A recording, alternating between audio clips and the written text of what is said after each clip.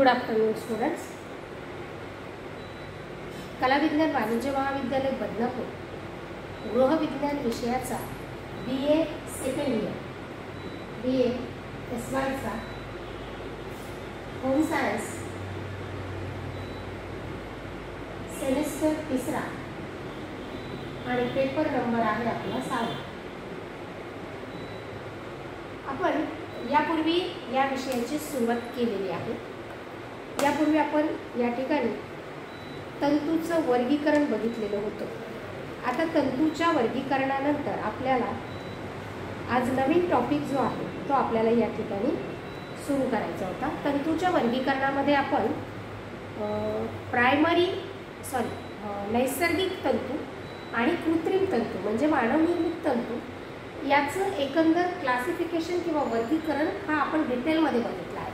म्हणजे कोणता तंतू कशापासून तयार होतो, झाडापासून, मग त्याच्या अंड्यापासून बनतो, फुलापासून बनतो, का बियापासून बनतो, का पानापासून बनतो, असं थोडक्यात आणि डिटेलमध्ये म्हणजे त्याच्या तंतूच्या नावासह तंतूपासून बनणाऱ्या म्हणजे त्या वनस्पतीपासून बनणारा तंतूचं नाव काय आहे आणि तो कसा तयार होतो किंवा कसा मिळतो इथपर्यंतचं आपण सगळं डिटेल क्लासिफिकेशन जे आहे ते आपण यापूर्वी बघितलेलं आहे. आज आपण या क्लासमध्ये आपण सुरू करणार आहोत प्रॉपर्टीज ऑफ फायबर म्हणजे तंतूचे गुणधर्म.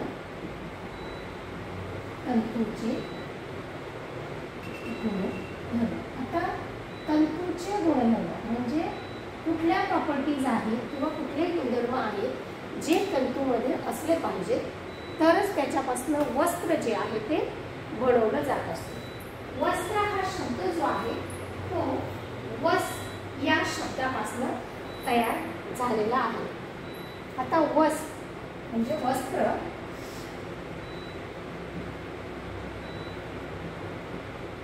वस या शब्दापासून तयार झालेला आहे. वस याचा अर्थ काय होतो की आच्छादन म्हणजे झाकणे. म्हणजे थोडक्यात वस्त्र म्हणजे आपलं शरीर झाकण्यासाठीची आच्छादने किंवा कपडे असा त्याचा अर्थ होतो. म्हणजे आच्छादनाची साधने किंवा वस्त्र प्रावरणे म्हणजे या वस या शब्दाचा असा अर्थ आपल्याला या ठिकाणी समजतो. पूर्वीपेक्षा आज या शब्दाचा अर्थ जो आहे तो खूप व्यापक झालेला आहे किंवा खूप मोठा झालेला आहे. आता वस्त्राला इंग्लिशमध्ये टेक्स्टाईल असं म्हटलं जातं.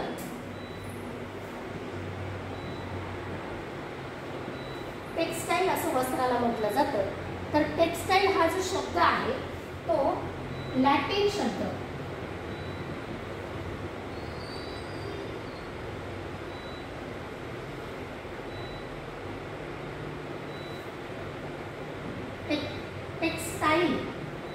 टेक्स्टाईल्स या शब्दापासून म्हणजे टेक्स्टाईल हा शब्द जो आहे हा टेक्स्टाईल्स या लॅटिन शब्दापासून प्रचलित आलेला आहे किंवा तेव्हापासून त्याला म्हणजे टेक्स्टाईल या लॅटिन शब्दापासून टेक्स्टाईल्स या लॅटिन शब्दापासून टेक्स्टाईल हा जो काही शब्द आहे तो तयार झालेला आहे. आणि त्या शब्दाचा अर्थ म्हणजे लॅटिन भाषेतील या शब्दाचा अर्थ किंवा याचा उपयोग सुद्धा तंतूपासून तयार केलेल्या कपड्यासाठी केला जात होता. आणि म्हणून त्याच्यापासून टेक्स्टाईल हा शब्द आणि जो आपण आता इंग्लिश शब्दामध्ये म्हणजे वस्त्राला किंवा कपड्याला इंग्लिश शब्द टेक्स्टाईल म्हणून प्रचलित आहे किंवा आपण त्याचा वापर करतो. आता टेक्स्टाईल हा शब्द जो आहे तो तंतूपासून तयार केलेले धागे आणि धाग्यांपासून तयार केलेल्या सर्व प्रकारच्या वस्त्रासाठी उपयोगात आणला जातो. म्हणजे तंतूपासून धागा आणि धाग्यापासून वस्त्र अशा सगळ्यांसाठी टेक्स्टाईल हा शब्द जो आहे तो उपयोगात आणला जातो किंवा टेक्स्टाईल हा शब्द जो आहे तो याच्यासाठी वापरला जातो. आता मग याच्यामध्ये काय काय येणार म्हणजे आपण घालतो ते कपडे आहेतच, सोबतच आपलं अंथरूण, पांघरण्याची कपडे, आपल्या घरामध्ये सुशोभित करण्यासाठी आपण जे काही वस्त्रापासून तयार केलेले वापरतो म्हणजे मटेरियल वापरतो जे की कपड्यापासून तयार केलेले आहे. जसं आपल्या पायपुसण्या आहेत, गालीचे आहेत, पडदे आहेत. तर हे सगळ्या गोष्टी ज्या आहेत त्या आपल्या वस्त्रामध्ये म्हणजे टेक्स्टाईल या शब्दाअंतर्गत मोडतात.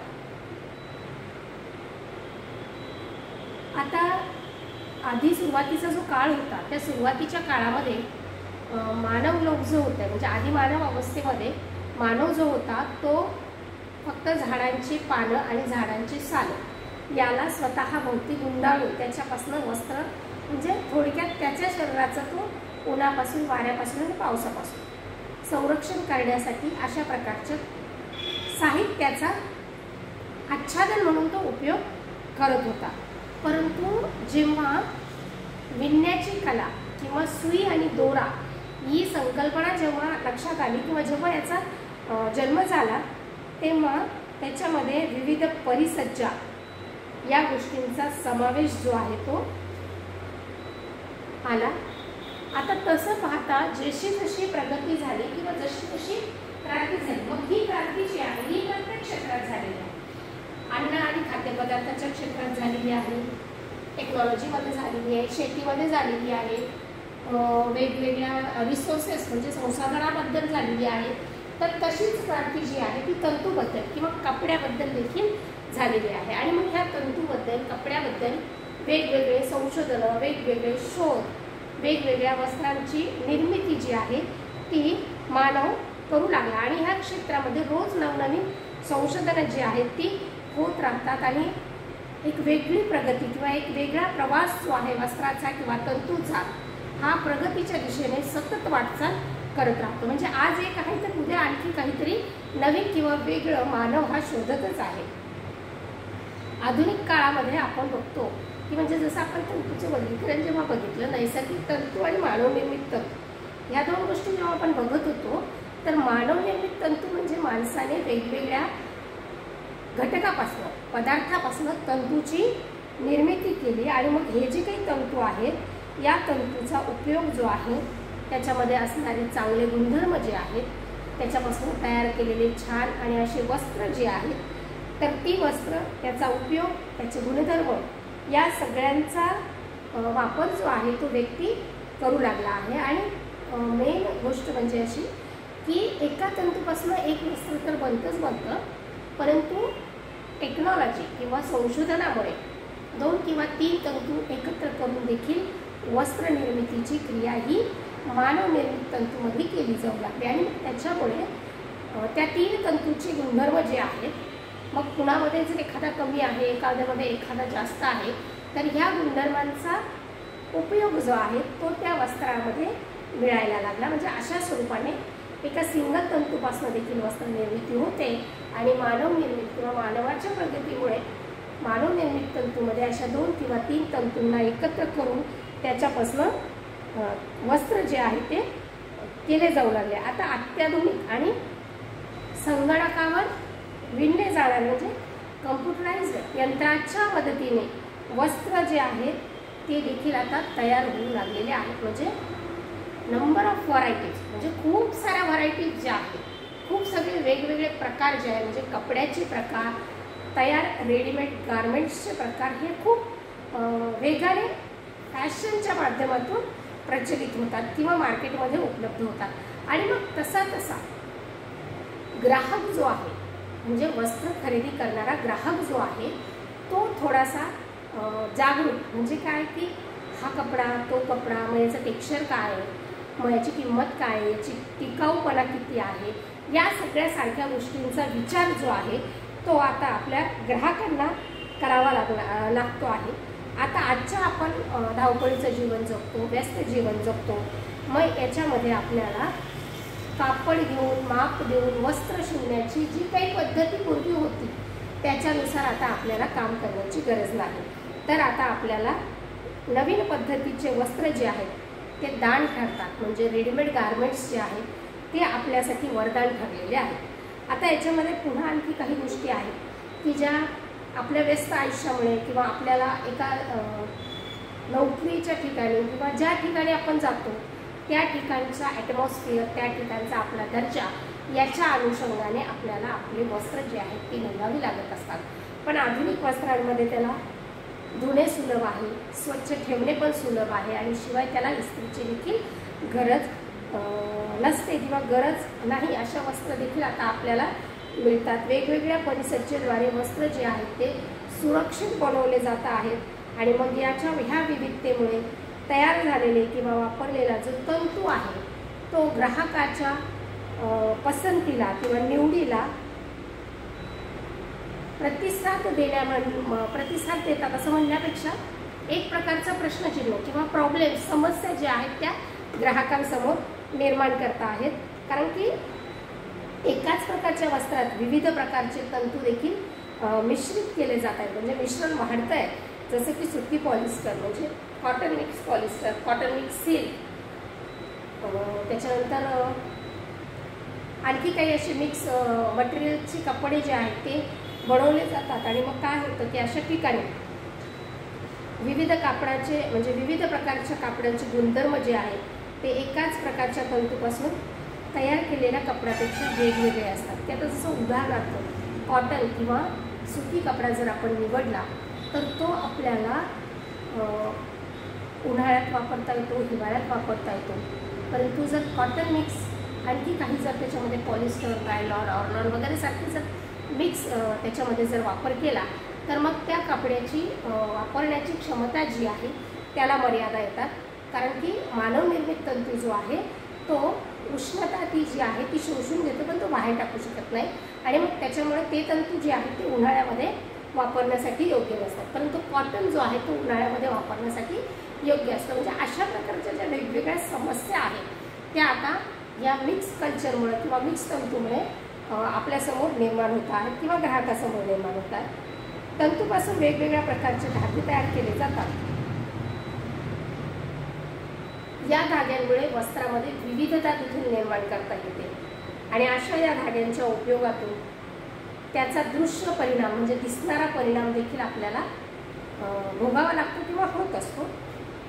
काही प्रक्रियांमध्ये कापडाचा दर्जा सुधारतो आणि काही वेळेस निम्न दर्जाचे कापड खळ देऊन त्या ठिकाणी चांगल्या दर्जाचं आहे असं देखील भासवलं जातं। म्हणजे फसवणूक या ठिकाणी होण्याची शक्यता जी आहे ती म्हणजे कमी दर्जाचं कापड देखील त्याच्यावरती खळ, इस्त्री वगैरे सारखे प्रकार किंवा वगैरे सारख्या परिसज्जा करून त्याची क्वालिटीही चांगली आहे, तो ह्याचाच कपडा आहे म्हणजे ह्याच मटेरियलचा कपडा आहे असं भासवण्याचा प्रयत्न देखील या संशोधनामुळे किंवा शोधामुळे होतो आहे।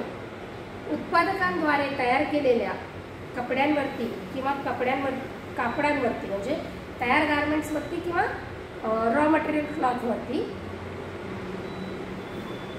लेबल लावून कापडाच्या गुणधर्माची माहिती दिली जात नाही। कधीतरी तर ती फारच कमी स्वरूपात त्या ठिकाणी दिली जाते आणि त्याचा फारसा बोध देखील होत नाही। आणखी याच्यामध्ये बहुतेक वेळेस साइन लँग्वेजेस ज्या असतात त्या ह्या लेबल करताना वापरल्या जात असतात, म्हणून सर्वसामान्य व्यक्तींना ही भाषा समजणं त्या ठिकाणी थोडंसं अवघड लागतं। आणि मग हाच असा एक प्रकार असतो की दृश्य स्वरूपामध्ये दिसणारी जी गोष्ट असते ती ॲक्च्युली त्या स्वरूपाची किंवा त्या क्वालिटीची ती वस्तू त्या ठिकाणी नसते आणि त्याच्यामुळे आपल्याला कापडाचा नेमका प्रकार कोणता आहे हे कळू शकत नाही। त्याच्यामुळे वेगवेगळ्या प्रकारच्या ह्या अशा गोंधळामुळे ग्राहक जो आहे तो देखील या ठिकाणी गोंधळून जातो। त्याच्यानंतर विविध प्रकारचे तंतू, धाग्यांची आणि वस्त्रांची माहिती ही योग्य पद्धतीने ग्राहकाला होणे किंवा असणे या ठिकाणी गरजेचं असतं। आता मुळात आपण आता या ठिकाणी ही वस्त्रतंतू, त्याच्यामध्ये मग मिक्स तंतू, सिंगल तंतू त्याच्यासाठी काय आहे, कसं आहे, वस म्हणजे काय आहे, टेक्स्टाईल्स म्हणजे काय आहे या स्वरूपाची माहिती आपण या ठिकाणी घेतली। आता आपण बघूयात वस्त्रतंतूचा अर्थ काय आहे किंवा वस्त्रतंतू म्हणजे काय आहे।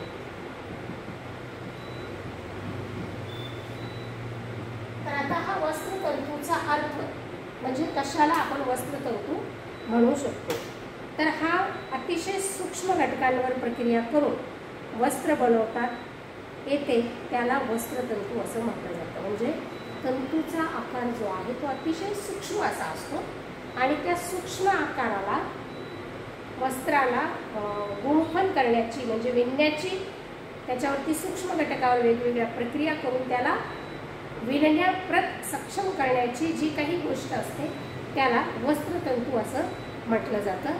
अनेक प्रकारचे तंतू हे निसर्गातच अस्तित्वात असतात, म्हणजे ज्याला आपण नैसर्गिक तंतू असं म्हणतो ते निसर्गातच अस्तित्वात असतात. आणि काही तंतू जे आहे ते कृत्रिम पद्धतीने तयार केले जातात, म्हणून त्याला कृत्रिम तंतू, सिंथेटिक फायबर किंवा मानवनिर्मित तंतू असं म्हटलं जातं.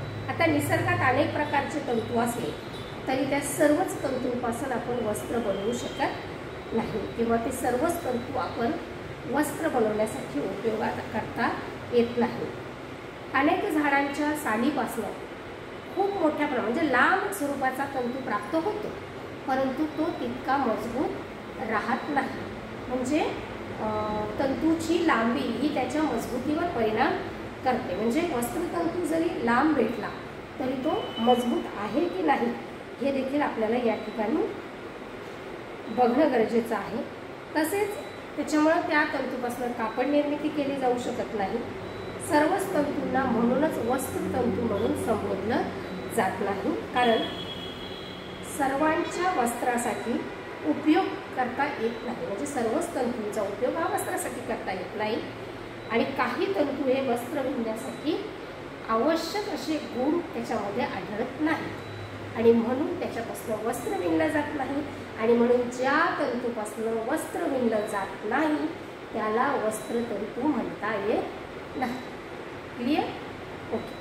आता पुढे काय आहे की एखादा वस्त्रतंतू जो आहे तो तंतू म्हणून ओळखला जावा याच्यासाठी त्याच्यामध्ये काही किमान गुणधर्म म्हणजे काही कमीत कमी प्रॉपर्टीज ज्या आहेत त्या त्याच्यामध्ये असणं आवश्यक आहे. आणि मग आता हे गुणधर्म कोणते कोणते आहेत तर हे गुणधर्म म्हणजे प्राथमिक गुणधर्म आणि दुय्यम गुणधर्म.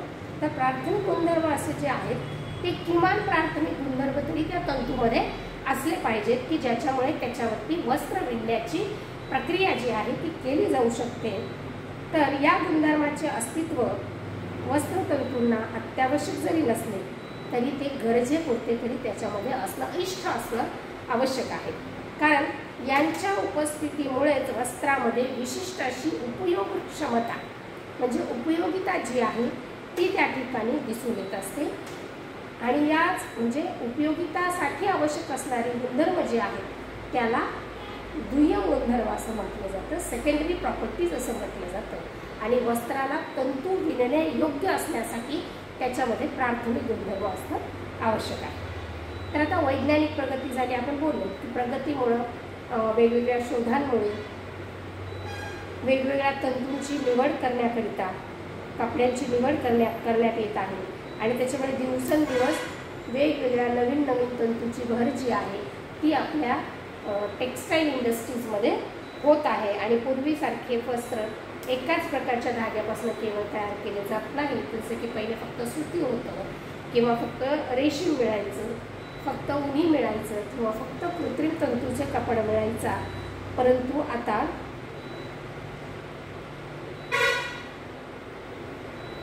मिश्र तंतू म्हणजे एकाच कपड्यामध्ये टेरिकॉट, टेरिलॉन, रेशीम, कॉटन अशा मिश्र तंतूंचा वापर करून त्याच्यापासून कपड्याचा निर्मिती केली जाऊ लागली आणि त्याचा उपयोग देखील लोक करायला लागले. त्याचप्रमाणे प्रत्येक तंतूचे गुणधर्म हे माहीत असणं त्याच्यानुसार त्याचा उपयोग केला जातो. म्हणून प्रत्येक तंतूचे गुणधर्म हे प्रत्येक ग्राहकाला माहीत असणं आवश्यक आहे. जसं उदाहरणार्थ ॲस्बेस्टॉस हा तंतू आहे म्हणजे नैसर्गिक तंतूमध्ये जो खनिज तंतू आहे जो त्याचं नाव ॲस्बेस्टॉस आहे. हा ॲस्बेस्टॉस जो तंतू आहे हा फायर रेझिस्टन्स असतो. म्हणजे याला मराठीमध्ये काय म्हणतात की ज्वलनशील. म्हणजे याच्यामध्ये फायर रेझिस्टन्स म्हणजे ज्वलनाला प्रतिरोध करण्याची क्षमता किंवा जळण्यापासून रोखण्याची क्षमता ही या धातूमध्ये असते, ह्या खनिजामध्ये असते.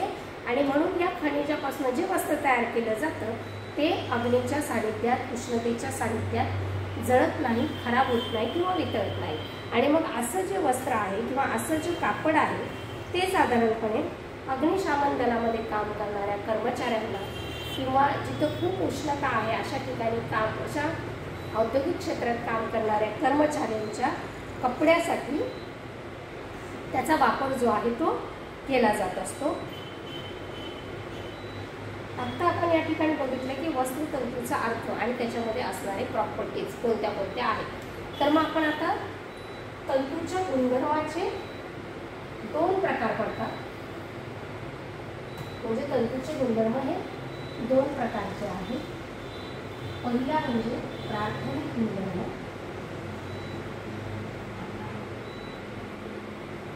आणि दुसरे आहे दुय्यम गुणधर्म.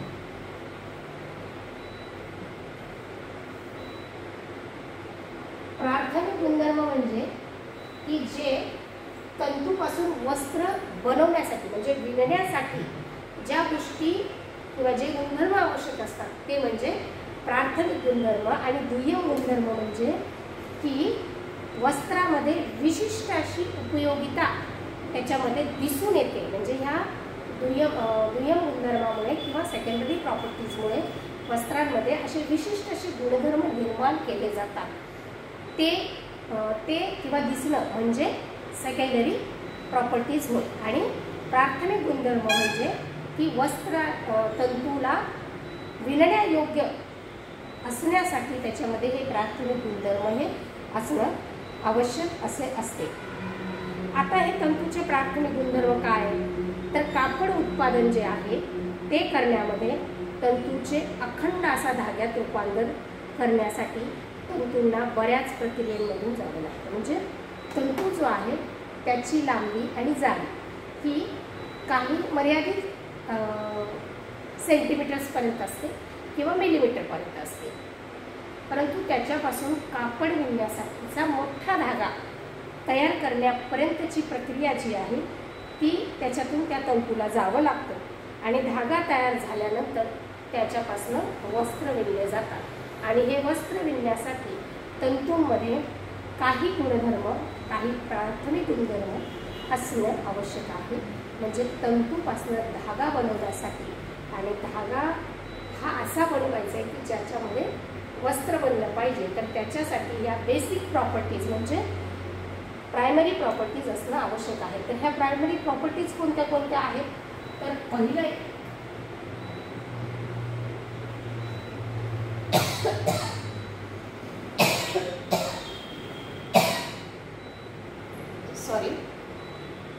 पहिला आहे लांबी,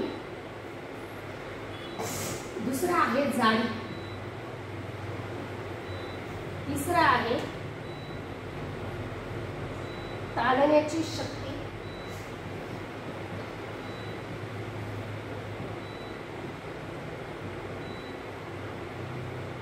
चौथा आहे लवचिकता,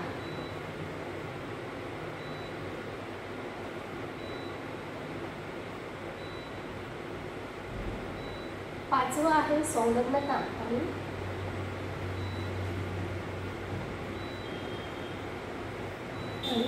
सहावा आहे एकसारखेपण सिमिलॅरिटी.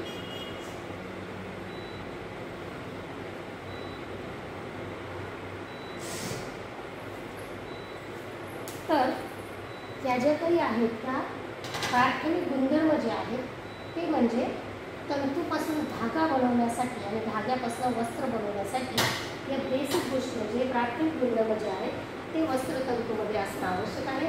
ज्याच्यामध्ये तंतूची लांबी, तंतूची जाडी, तंतूची ताणण्याची शक्ती, तंतूची लवचिकता, तंतूमध्ये असणारी संलग्नता आणि तंतूमध्ये असणारा एकसारखेपणा.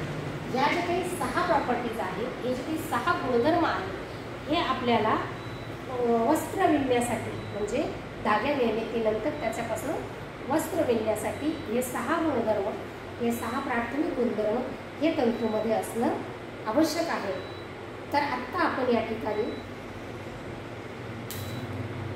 वस्त्रतंतूमध्ये आवश्यक म्हणजे गुणधर्म काय आहेत, वस्त्रतंतूचे गुणधर्म, वस्त्रतंतूचा अर्थ आणि प्रायमरी गुणधर्म आपण या ठिकाणी फक्त त्याची गुणधर्मांची नावं आपण या ठिकाणी माहिती करून घेतली आहे.